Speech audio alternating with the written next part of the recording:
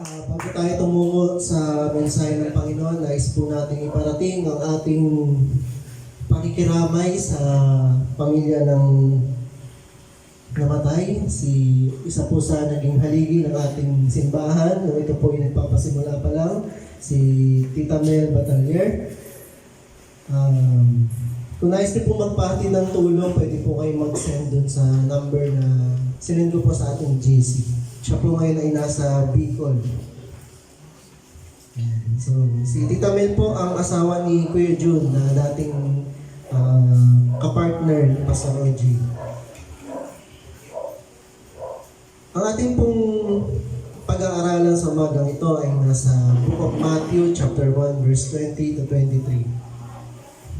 Again, Matthew 1, 20 to 23. Babasahin ko po sa English version.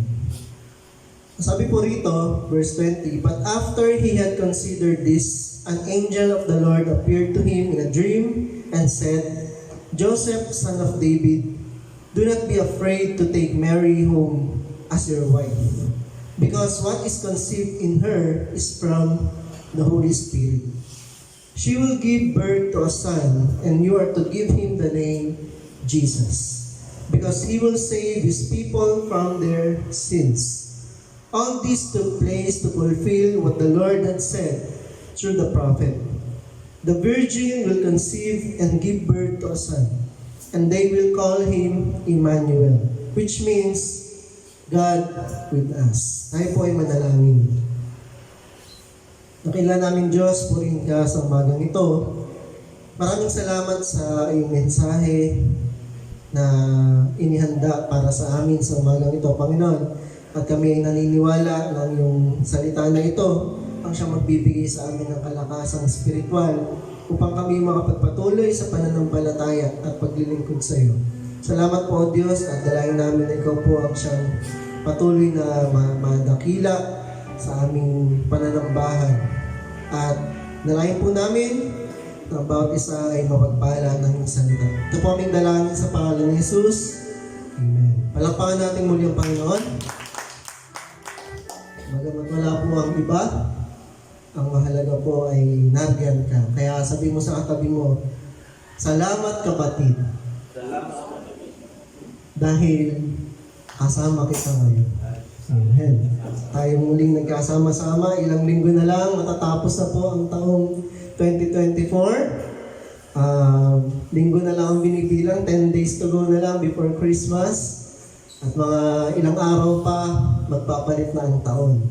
So we welcome na natin yung year 2025. Napakabilis. Ang ating pag-uusapan ay pinamagatang, "Why did Jesus came?" Sabihin nga, why did Jesus came? Bakit ba naparito ang Panginoong Jesus? Ito po yung tanong na ating pong sasagutin sa umagang ito. What is the significance of His birth? Ayan. Ano ba yung kahalagahan ng pagkakapanganak ng Panginoong Jesus? O bakit siya naparito sa mundo? Okay? So kung walang Christmas, kung hindi siya pinanganak bilang tao, ay wala rin po tayo magiging pag-asa ng kaligtasan. Hindi rin magkakaroon ng resurrection.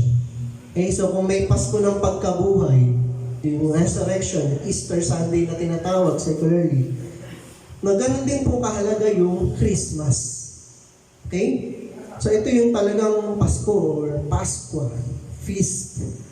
Pagdiriwang ng kapanganakan ng ating Panginoon. Hindi man talagang tukoy ng kahit na sino yung exact date.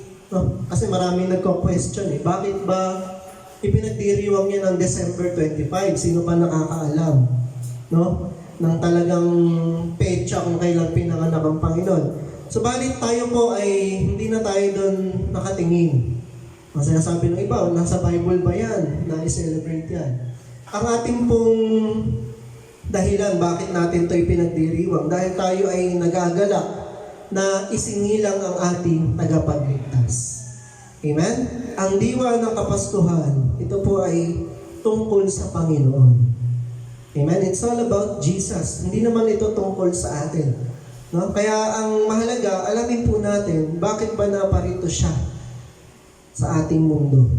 Una po, Jesus came to set the captives free. Sabihin nyo nga, set the captives free. Upang pakawalan ang mga nabilanggo. Luke 4:18, the Spirit of the Lord is on me, because He has anointed me to proclaim good news to the poor. He has sent me to proclaim freedom for the prisoners and recovery of sight for the blind, to set the oppressed free. So ito po yung isa sa purpose bakit naparito ang Panginoon, ay upang mapalaya ang mga nabibilanggo.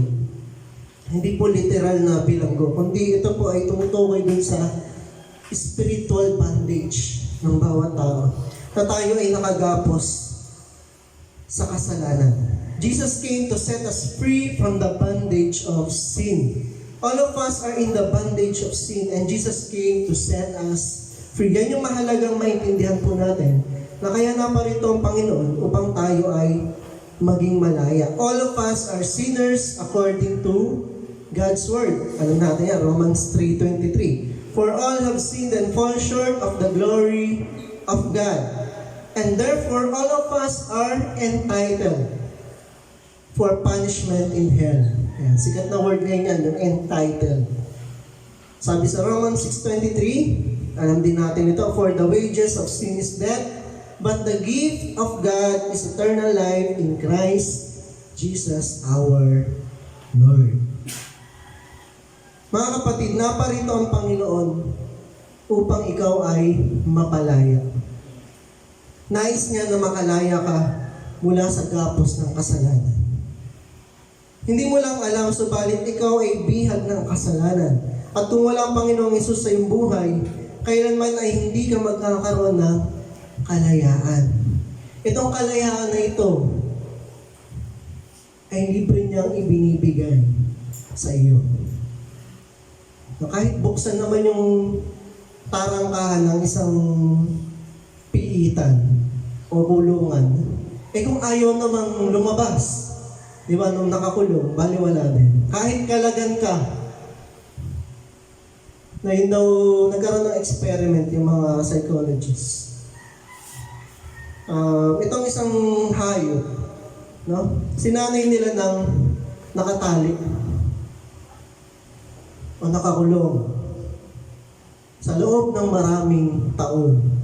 Ngayon dahil nasanay na siya doon, sinubukan nilang pakawalan yung hayop. Tinanggal nila yung kadena, binuksan nila yung pinto ng kulungan. Kahit na siya ay pinapalaya na, ayaw pa rin niyang lumabas. Bakit? Kasi nasanay na siya doon sa ganung buhay. Takot na siyang lumabas kasi yun na yung kanya naging mundo. Mga kapatid, kung minsan ganyan po tayo, pinapalaya ka na ng Panginoon. Pero dahil nasanay ka na sa ganyang pamumuhay, takot kang lumaya. Natatakot tayo na isuko ang buhay natin sa Panginoon. Tama po. Maraming tao ang bihag ng kasalanan. Yung iba hindi naman nila gusto. Kaya lang, nakasanayan na nila. Pastor, ito na kasi ako eh. Yung mga magulang ko, ganito, sugarol, mabisyo. Baka ganito na rin talaga yung aking patutunguhan. Ito na talaga yung nakatakda para sa akin. Kumbaga, ito na yun. Hanggang mamatay na ako, siguro ganito na ako. Pero kapatid, hindi po, ang nais ng Panginoon, ikaw ay maging malaya. Malaya sa piling niya. Amen? Sa maraming tao, hindi nila alam na sila ay bihag ng kasalanan. Romans 8 verse 2, because of Jesus, or because of Christ Jesus, the law of the Spirit who gives life has set you free from the law of sin and death. And dahil sa Panginoong Yesus na nagbibigay ng buhay, ikaw ay pinagkalooban ng kalayaan mula sa batas o itong law of sin and death. No, lahat tayo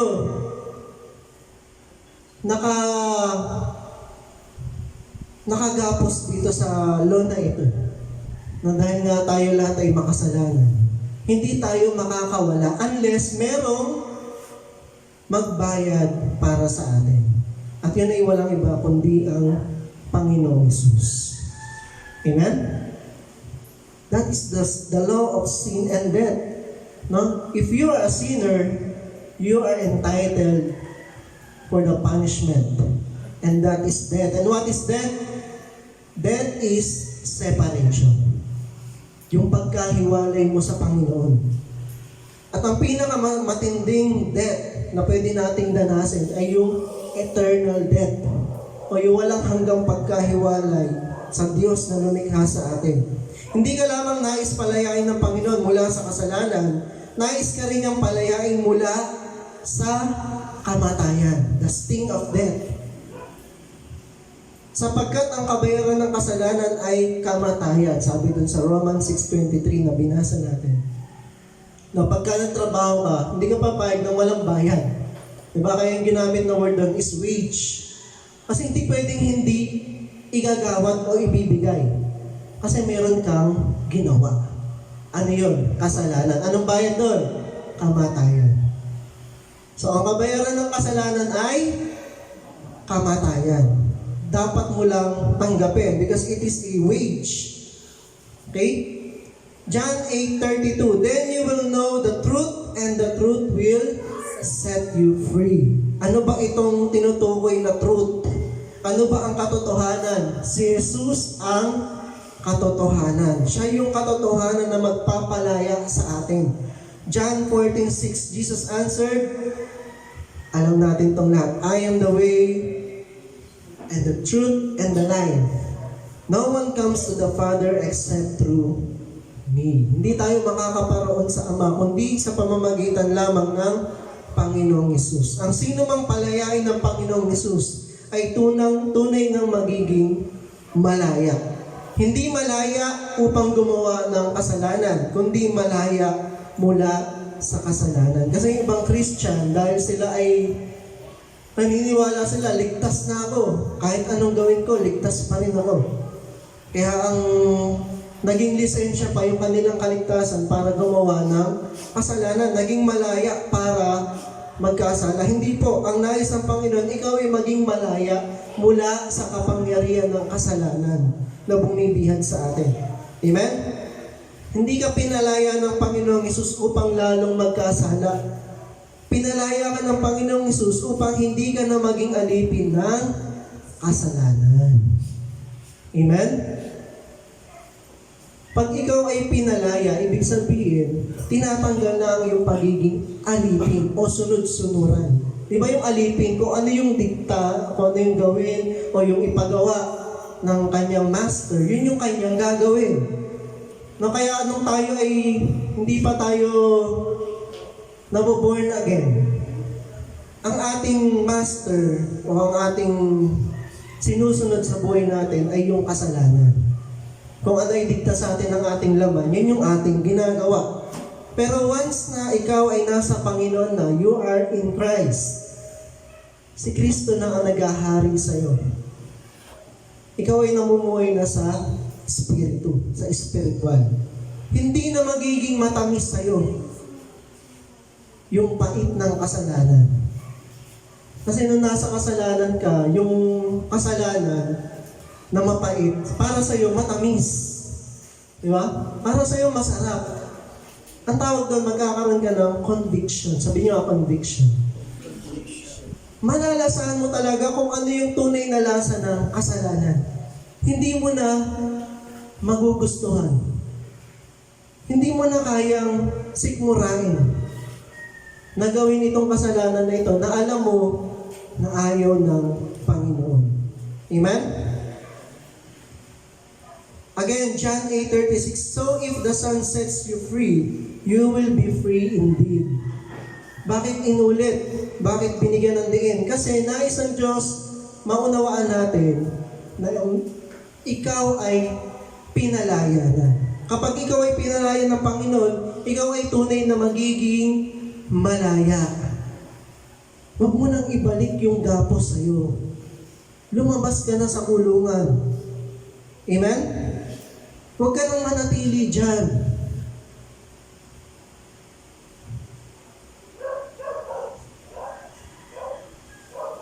Ayon po sa 1 Peter 2:16, sabi rito, live as free people, but do not use your freedom as a cover-up for evil. Live as God's slaves. Amen? Mamuhay raw tayo bilang isang tao na malaya. Again, ano po ibig sabihin ng pagiging malaya? Hindi malayang magkasala. Kasi hindi dahil ikaw ay, ibig sabihin, sinabing malaya ka na, ay wala ka nang susundin sa buhay mo, kundi yung sarili mo. Meron ka ngayon magiging bagong master. Sino yun? Yung nagbayad para sa'yo. Amen? Yun na yung magiging bago mong Panginoon. Dati ang Panginoon mo, yung kasalanan. Yung sarili mo. Pero ngayon na pinalaya ka ng Panginoon, siya yung nagbayad para sa kasalanan mo. Sabi sa Bible, you are not your own. You were bought at a price. Binili tayo sa halaga. Anong halaga yon? Yung banal na dugo ng Panginoon, yung pinambayad sa atin. Amen? So, mayroon pong naging kabayaran upang tayo ay maging malaya. Upang tayo ay maligtas. Ano yun? Yung dugo ng Panginoon. Kaya sabi dito, do not use your freedom as a cover-up for evil. Ano naman ligtas na ako Kahit na gawin ko to, okay lang. Kasi kahit anong mangyari, ligtas pa rin ako. Live as God's slaves. Yung karugtong nun. Diba? Kaya sabi nga natin kanina, meron kang magiging bagong Panginoon. Sino yun? Ang Diyos na nagbayad para sa'yo. Siya yung tumubos sa iyong mga kasalanan. Sabi natin kanina, meron tinatawag na law of sin and death. Na kapag ikaw ay makasalanan, ikaw ay karapat-dapat lang mamatay dati sa law. Pag sinabing law, batas yan, hindi mo pwedeng balingin. Okay? So para hindi mo danasin yung death, kailangan merong mag-intervene. At yan ay walang iba, kundi yung ginawa ng Panginoong Hesus para sa atin. Na siya yung nagbayad, alang-alang sa ating kasalanan. Siya yung namatay sa krus, imbes na tayo. Amen? Maging alipin ka na ng Panginoon, hindi ka na alipin ng sanlibutan. Sa mundong ito ay meron lamang dalawang pagpipilian. Kabutihan o kasamaan. Liwanag o kadiliman. Katuwiran o kasalanan. Hindi pwedeng nasa pagitan. Hindi pwedeng Christian ka sa ibang araw hindi. Ang tawag doon, pagiging lukewarm Christian. No, yung sa mala-mala. Hindi mo maintindihan kung ito ba'y Kristiyano o hindi Kristiyano. Mainit ka ba o malamig? Kasi sabi ng Panginoon, kung ikaw ay maligamgam, lukewarm, isusuka lang kita. Amen? Ibig sabihin, pag sanabing, He will spit you out. Diba parang kasuklam-suklam ka para sa Kanya, hindi ka katanggap-tanggap. Amen? So, hindi tayo pwedeng manatiling doon sa ating pagiging lukewarm. Kasi maraming Christians ngayon, nagiging lukewarm. Nababantuan ng pagiging makamundo. Di ba? Mainit ka. Kaya lang, ang lakas ng tawag ng sanlibutan Kaya ang tawag doon, yung init mo nababantuan, nananahaluan ng medyo hindi mainit. Di ba? Nananahaluan ka ng lamig. Na pagkagaling sa mundo, laging pampalamig yan ng pananampalataya. Pag mas lalo kang nagbabad doon sa kamunduhan, lalong lumalamig ang iyong buhay, espiritual. Amen? Kung gusto mo maging mainit sa Panginoon, kailangan magbabad ka sa Panginoon, sa Kanyang salita. Sa pagdarasal, pakikipag-usap sa Kanya. Pero pag ang lagi mong kausap ay yung hari ng mundo na ito, ang lagi mong ka-fellowship, yung nag-ahari sa mundong ito, anong pwede mong asahan? Kundi yung paglamig ng iyong buhay espiritual. Kasi walang ibang gagawin niya, ang kaaway, tandaan natin, walang ibang gagawin kundi magnakaw, pumatay, at mangwasak. Nanakawin niya ang iyong pananampalataya sa Diyos. Unti-unti niya yung papatayin hanggang sa magugulat ka na lang, wala na. Wasak na pala. Pati yung spiritual life mo, hindi mo na maintindihan kung saan mo naiwan. Dati ka namang mainit sa Lord, pero ano na nangyari? Tama? Na parang unti-unti ka nang nanlamig. Kasi sa ibang bagay ka na focus. Sa mundong ito, tandaan natin, dalawa lang po yung ating pagpipilian. Diyos, yung tunay na Diyos, o yung Diyos na sanlibutan na ito. At yun ay walang iba kundi ang kasalanan. Kasi yun yung nasusunod sa mundong ito. Di ba? Ang totoong Diyos po ng mundong ito, o yung nagiging Diyos, ay kasalanan. Dahil yun na nag-ahari sa karamihan ng mga tao. Ang tanong, saan ka ba nagpapaalipin? Sa tunay na Diyos o sa Diyos ng sanlibutan? May mga Kristiyano na inaabuso ang kalayaan na binigay ng Panginoon. Amen? Meron po tayong tinatawag na kalayaan. No? At kung minsan yan po ay ating inaabuso dahil ligtas na, nagpapatuloy pa rin sa kasalanan. Hindi yun maaari sa isang tunay na nanampalataya sa Panginoon. Sabi sa salita ng Diyos, wala nang haing natitira para sa mga tao na minsan nang naligtas, subalit bumalik pa rin sa pagkakasala. Hebreo 10:26, sapagkat kung ating sinasadya ang pagkakasala pagkatapos ng ating matanggap ang pagkakilala sa katotohanan, ay wala nang haing natitira pa tungkol sa mga kasalanan. Hindi pwedeng ipakong muli ang Panginoon para sa atin. Kasi minsan lang siya namatay para sa ating mga kasalanan. Christ died once and for all. Amen? So hindi na yun pwedeng ulitin.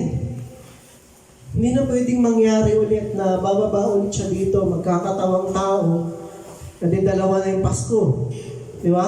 So para iligtas ulit itong mga taong to na dati nang tumanggap o nanampalataya sa Panginoon. Kaya lang, bumalik sa kanilang buhay sa pagkakasala. Sabi dito, hindi na yun maaari. Okay? So again, bakit po naparito ang Panginoon? Dahil saan? Upang tayo ay palayain. To set the captives free. Pangalawa, Jesus came to save the lost. Sabi nyo, to save the lost. So pangalawang dahilan o purpose ng pagkaparito ng Panginoon.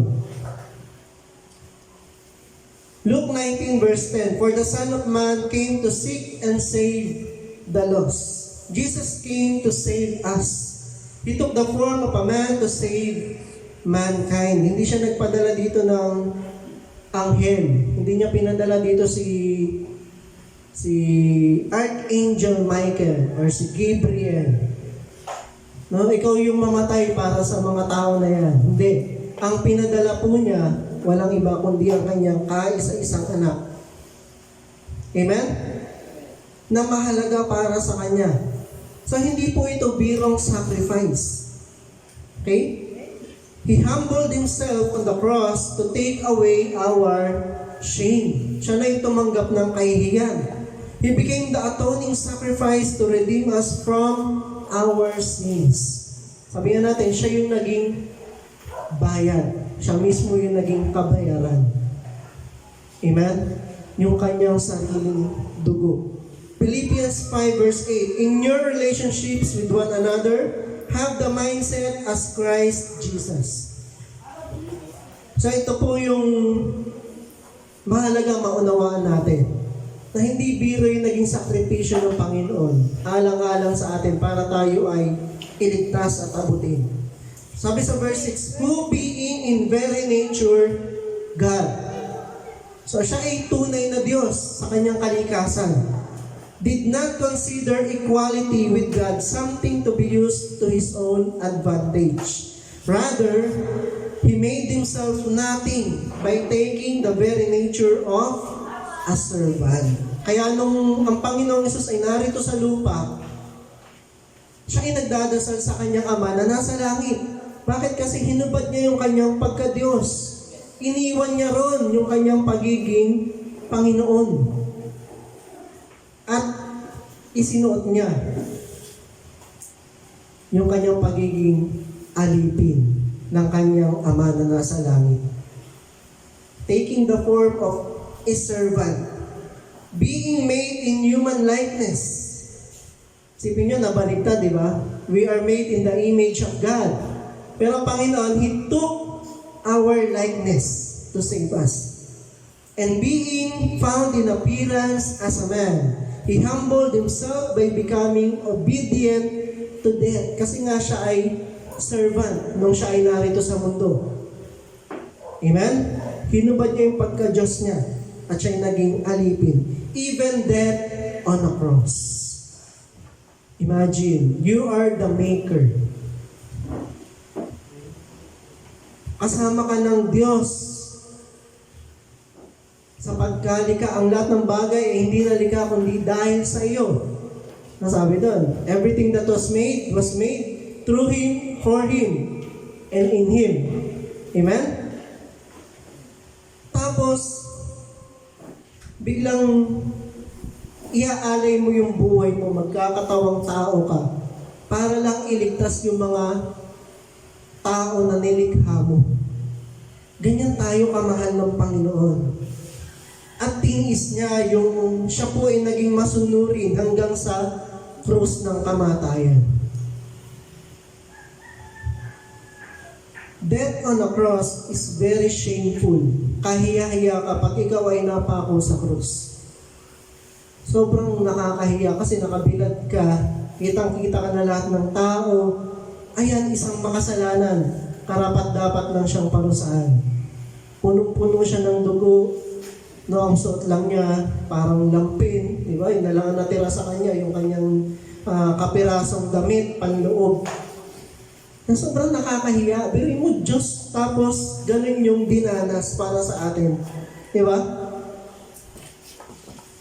Alam ngayon, mula pa ng kanyang pagkasilang, na siya ay balang araw mamamatay upang iligtas ang kanyang mga nilikha. Balang araw iaalay niya yung buhay, yung kanyang buhay para sa tao. Ang Pasko ay simbolo ng pagkakatawang tao ng Panginoong Hesus. Hindi po ito simbolo ni Santa Claus. Hindi ito simbolo ng mga regalo o ng masasarap na handa, mga pagkain, bagong damit, sapatos, bagong jowa, bagong sasakyan, bagong lahat. Hindi yun. O bago magpasko, bibili ako ng bagong kotse para maipagmalaki ko sa lahat. I-flex mo, di ba? Christmas gift for myself. Di ba? Ganon, di ba? So, hindi po yun tungkol doon. Hindi ito tungkol sa mga material na bagay. Okay? Ito ay dahil sa kanyang pagparito sa lupa.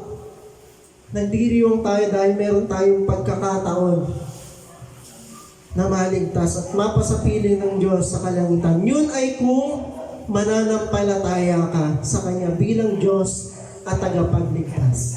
Sabihan natin, ang kaligtasan po ay libre para sa lahat. Pero sino lang yung makakaranas ng kaligtasan at ng lahat ng benepisyo, lahat ng blessings ng pagiging ligtas, yung pong tatanggap. Amen? Ang lahat ng mananampalataya sa Panginoon. Romans 10 verse 13. For everyone who calls on the name of the Lord will be saved.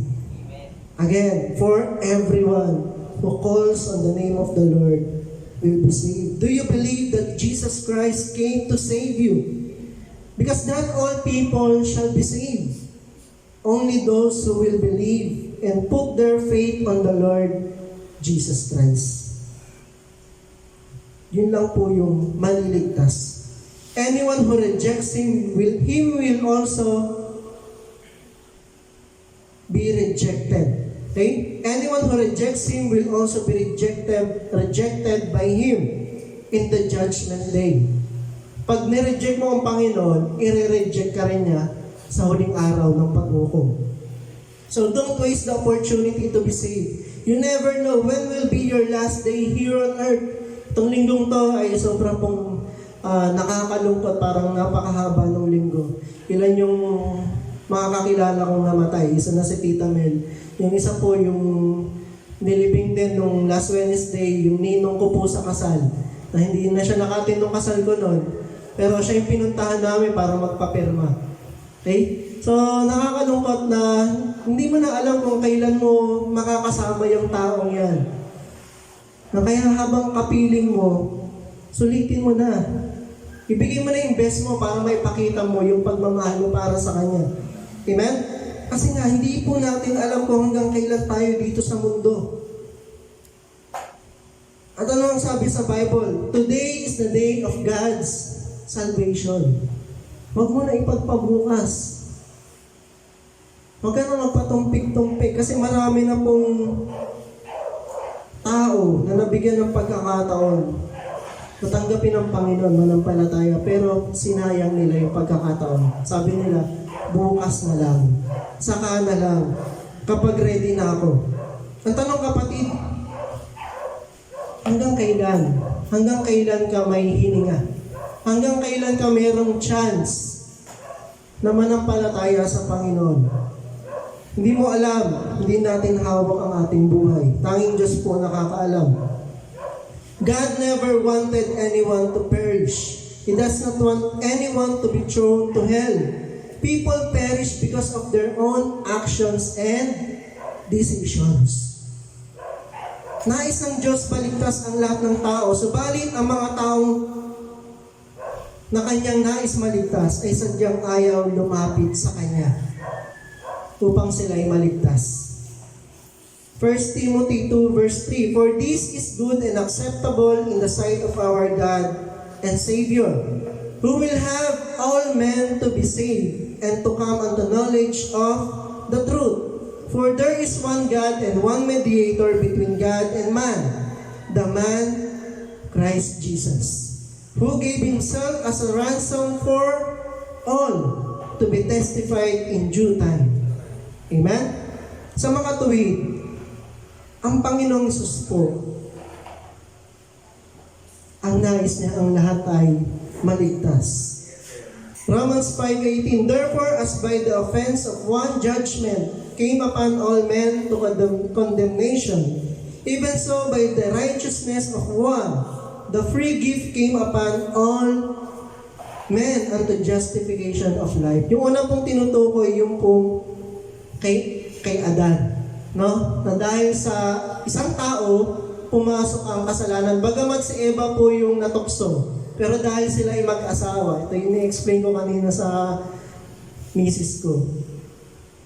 Dahil siya yung lalaki, siya po yung may responsibility na dun sa ginawa ng kanyang asawa. Dahil sila ay iisang katawan. Okay? So lalaki po yung mas may responsibilidad.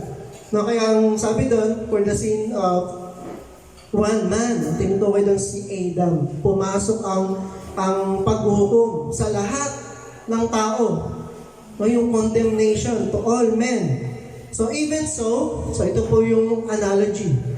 Even so, by the righteousness of one, tinutukoy naman ng Panginoong Hesus, the free gift came upon all men unto justification. Amen? So we have the opportunity to be justified. Ang tanong lang kung ikaw ba ay mananampalataya sa Panginoong Hesus. Ang Panginoong Hesus ay naparito upang iligtas tayo sa kaparusahan ng impyerno. Dahil sa ang tao ay ayaw lumapit sa Diyos, kaya ang Diyos na mismo ang lumapit sa atin at nagkatawang tao upang tayo ay abutin. Di ba grabe yung effort ng Panginoon para lang tayo maligtas. Ganon niya tayo kamahal at ganon niya tayo nais na maligtas because God is a God of love. Okay? Ang Diyos natin ay isang Diyos na mapagmahal. Pero nakakalimutan natin, He is a God of righteousness. He is a God of justice. Siya rin po ay Diyos ng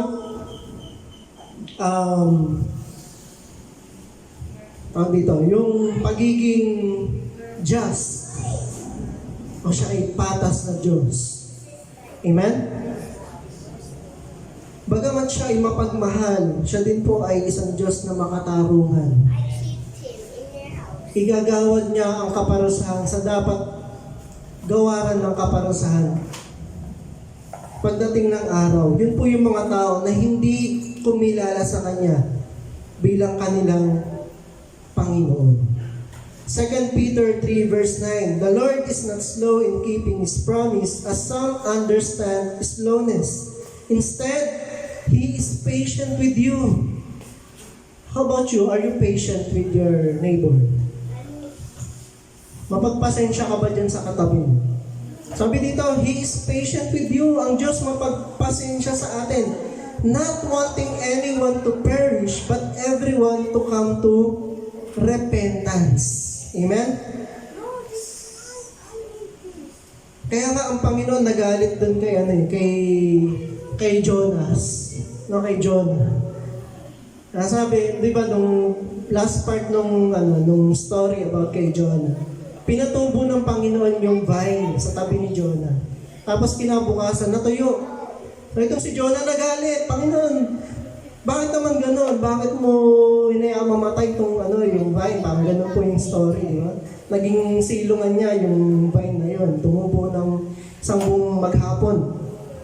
Nasabi ng Panginoon sa kanya, kung ikaw nga nalulungkot sa pagkamatay ng halaman na yan, gaano pa ako na malulungkot para sa kapahamakan nitong mga taong ito. Kasi di ba si Jonah, parang nagtatampo siya sa Panginoon, nagtatantrums. Kasi hindi tinupad ng Panginoon yung kanyang sinabi na paparusahan yung mga taong yan. Bigla nagsisi yung Nineveh. So, hindi na pinarusahan. Sabi ni Jonah, ganyan ka naman. Masyado kang di ba? Maawain, gano'n. So, dahil ang puso ng Panginoon, ang nais niya, ang tao ay maligtas. Hindi siya nagkakaroon ng, hindi siya nalulugod kapag merong napapahamak. Pero ang sabi sa Bible, nagdiriwang sa kalangitan sa isang kaluluwa na nagbabalik loob sa Kanya. Kaya kahit isang tao lang ay merong pagdiriwang sa langit. Ganon kahalaga ang isang kaluluwa para sa Panginoon. Hindi mo pwedeng sabihin, ano naman yan, yung kaluluwa na, wala na yan, talagang sa impyerno na yan. Ano naman yan, masyado ng talamak yan sa kasalanan, okay lang yan. Tapo na sa impyerno yan. Hindi po. Ang bawat kaluluwa ay mahalaga sa Panginoon. Naniniwala ka ba na si Jesus ay namatay para sa iyo? Kung gayon, isuko mo ang buhay mo sa Kanya. At ikaw ay Kanyang palalayain at ililigtas.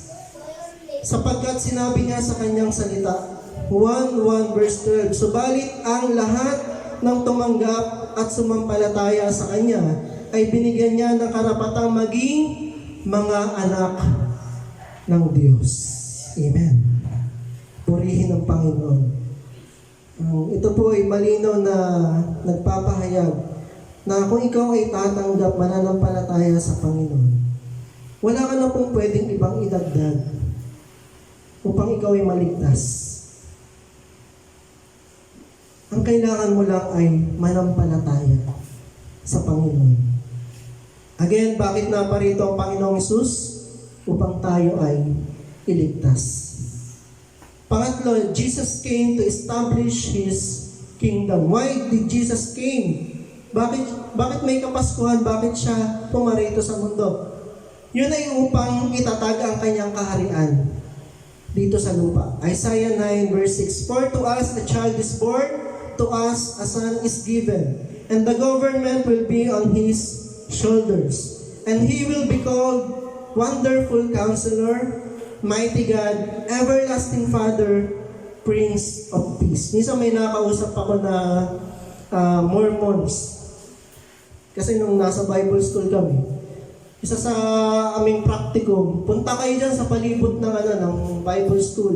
Punta kayo doon. Kahit na may mga kasabay kayo sa jeep, ipangaral nyo ang Ebanghelyo. So may kinausap ako sa tindera. Nalaman ko siya yung Mormons. No? Hindi sila kumikilala sa Panginoon bilang Diyos. Kasi sa Mormons, merong small God, merong big God. Sabi niya, eto, binasa ko sa kanya. Isaiah 9:6, sabi dito, Mighty God. Mighty God lang naman ang sabi. Meron pang Almighty.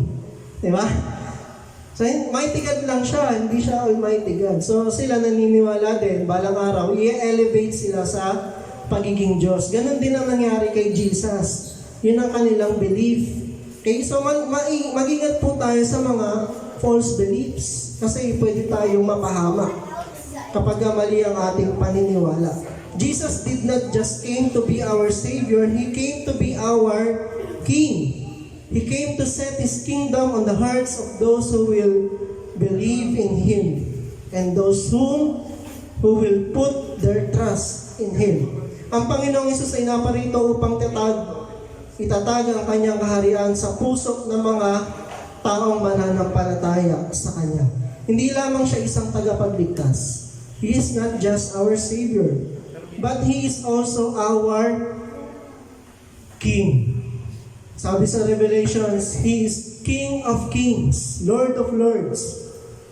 Siya ang hari ng mga hari at Panginoon ng mga Panginoon. Ang nakakalungkot sa mga Kristiyano, hindi si Jesus ang nagiging Panginoon, kundi ang ating mga sarili.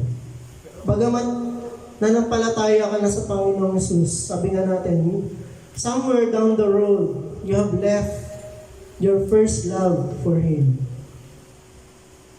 Nalimutan na natin yung ating pagmamahal sa Panginoon nung siya ay una pa lang natin nakilala. Nung panahon na tayo ay mainit pa sa Panginoon. Nabuhusan tayo ng malamig dahil sa mga bagay na ating tinatangkilik dito sa mundo. Amen? Mas yun na yung nagiging focus natin. Imbes na ang Panginoon. Marami tayong bagay na nais mangyari sa buhay natin. Nalilimutan natin yung mga bagay na nais ng Panginoon para sa atin. Jesus did not come to be a religious figure or to be a political ruler. Iniwasan niya po ito kasi yung mga naniniwala sa Kanya, gusto na siyang gawing hari. Kasi ang paniwala nila, yung darating na Messiah, ay katulad ni Haring David. Okay? So, nung sila ay na-frustrate, na hindi naman pala ito yun. Di ba? So, hindi sila natuwa na itong Messiah na dumating ay mahirap. Hindi katulad ni Haring David na makisig na ang kanyang kaharian talagang obvious na siya ay isang hari. Balit itong dumating na hari para sa kanila ay mahina. Nakikisama sa mga makasalanan. No, sino kasama ng Panginoon? Mga tax collector, diba? Mga magdanakaw. Yung kanyang inaabot kasi kanina, sabi natin, why did Jesus came? He came to seek and save the lost. Sabi rin ng Panginoon, hindi ang walang sakit ang nangangailangan ng doktor o ng manggagamot, kundi yung mga may sakit. No, kaya siya, nung kinwestiyon siya, bakit yung inyong rabbi, ang inyong pinanunundan ay nandoon kasama ng mga manginginom? Kasi nais abutin ng Panginoon yung mga makasalanan. At kasama po tayo doon. Hindi siya naparito para doon sa mga righteous. No? Yung kagaya ng mga Pariseo, ng mga self-righteous. Nakakala mo, nagpapanggap sila na sila ay hindi nagkakasala. Okay? So He came to establish His kingdom here on earth. A kingdom is a type of government. It is never a type of religion. You did not accept Jesus to have a new religion. You tinanggap mo ang Panginoon bilang Lord and Savior. You put your faith in Jesus to be the King or ruler of your life. Not just for being Savior. Na pagka may kailangan ka, Lord, tawag ka, Lord. Pero yung pagiging Lord ni Lord sa buhay mo, hindi nangyayari. Yung anong sabi ng Panginoon dun sa Lord's Prayer? Thy kingdom come, thy will be done on earth as it is in heaven. Na mangyari yung kalooban ng Diyos dito sa lupa, kagaya ng nasa langit. Kasi dun sa langit, pwedeng hindi masunod yung kalooban niya. Dito lang sa lupa, may mga tao na sumusuway sa Kanya. Okay? Kaya natanggapin mo ang Panginoon, dapat mo rin tanggapin yung Kanyang pagiging hari, hindi lang yung tagapagligtas. You must put your faith in Jesus to be the King or ruler of your life. Jesus always talks about His kingdom. That is why the Jewish leaders are against Him. Kaya galit na galit sa Kanya yung mga Jewish leaders. Kasi lagi nitong tinutukoy kaharian. Hanggang sa natakot na sila kasi ang dami ng tagasunod ng Panginoon. Ano naging solusyon nila? Patayin na natin tong isang to kaysa mapahamak ang buong bansa. Mas mabuti na mamatay tong isang to. Mawala na to. Kaysa naman mapahamak yung buong bansa natin. Nasusunod sa Kanya. No? At baka yung mga posisyon natin, mawala rin sa atin. Actually, yun yung kanilang kinakatakutan. Yung sila ay mawalan ng kapangyarihan sa mga tao. Kasi ang sinusunod na nitong mga to, si Jesus. Kaya lang nila napasunod yung mga tao na sumigaw ng ipako sa krus yan. Dinaan nila sa pera. Di ba ganyan naman ang nangyayari ngayon? Pera pa rin ang nasusunod. Kahit alam ng mga tao kung ano yung tama, pero pagdating na sa pera, nasisira na ang ating integridad bilang tao. Huwag naman sanang pati yung ating pananampalataya ay ating i-compromise just because of material things. Amen? When Jesus was born, only a few people knew that He was not an ordinary baby. Matthew 2 verse 1 to 2. After Jesus was born in Bethlehem in Judea during the time of King Herod, Magi from the east came to Jerusalem and asked, "Where is the one who has been born King of the Jews? We saw his star when it rose and have come to worship Him." Ilan lang po yung nakakaalam na hindi ordinaryong sanggol to. No, itong mga magay na to, magites, or magi, no, yung mga pantas, na hindi sila hari, kundi mga wise men, no? The 3 wise men, not the 3 kings. Kaya lang sila siguro nabansagan na 3 kings kasi may dala silang mga gifts, no? Mahalagang mga regalo. Okay, so ito po yung mga wise men na sinusundan nila yung astrology, alam nila yung prophecy about the nation Israel, nabasa nila yung mga books na yan. Okay? Because the Bible at that time, or the Torah, yung 5 books of the Bible, and also the prophets, it is a wisdom book. No? So gustong-gusto ng mga philosophers yan, mga katulad nito, ng mga wise men, mga magites. So alam nila, hinahanap nila, nasa tong sanggol na magiging hari ng Israel, ng mga Hudyo. At kami ay sasamba sa Kanya. Ang mga hari po nun ay tinuturing na Diyos ng mga tao.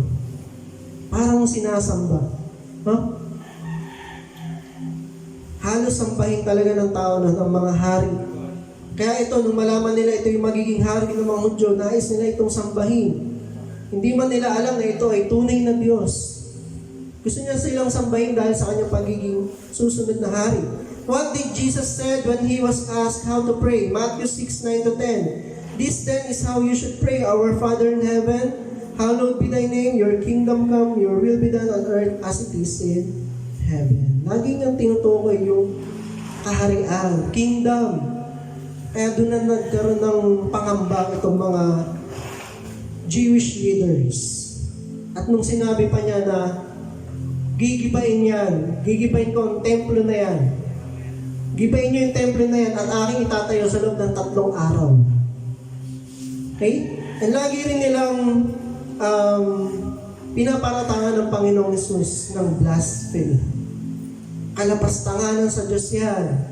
Nung sila nga ay mapagpaimbabaw, ang tinitignan nila lagi itong mga para sa kanila yung kamalian. Hindi nila nakita yung milagro na ginawa, nagpalakad ng mga pilay, nakakita ng mga bulag. Wala sa kanila yon. Ang lagi nilang hinahanap, yung pwede nilang ipintas sa Panginoon. Di ba ganyan yung mga tao? Yung mga hindi naniniwala sa Diyos. O kung ang Diyos niyo ay ganyan, bakit ganito? Di ba? Ganyan ang tao. Hindi nila nakikita yung kabutihan na ginagawa ng Diyos sa buhay natin at sa lahat ng tao. It is all about His kingdom. In a kingdom, there must be a king, and that is Jesus. And also, in every kingdom, there is always an opposition. Yan ang kadiliman. Yan ang kasalanan. Walang kaharian na walang opposition. Diba? Pag-eleksyon, laging may opposition yan. Diba? Laging merong kumukontra. Nasa ang panig po tayo? Tayo ba'y nasa panig ng kaharian ng Diyos o ng kaharian ng mundo?